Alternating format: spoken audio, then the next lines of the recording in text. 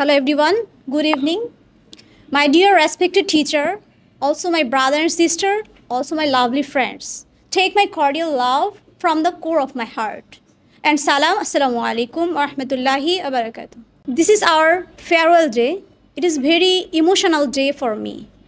The last 3 months of Rahat's English Care, it was not a center, it was the one part of my life, one part of my routine, and one part of my emotion. Actually, from the very beginning, I couldn't speak in English with confidence, with fluency.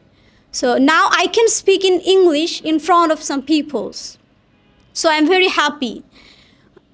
Now I can realize that how I was and now how I am. I can speak in English in front of you. So first of all, I want to give a special thanks to Rahat sir. His patience makes me more confident. So now I can speak in English in front of you.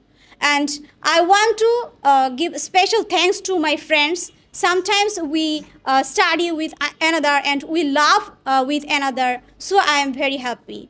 I think this is our last day at Rahat's English Care. It is very emotional for me. So I want to give thanks to inviting me. And this is the time to say goodbye. It is very hurtful to me. So thank you everyone for listening to me. If I have made any unintentional mistakes, please pardon me. Thank you everyone.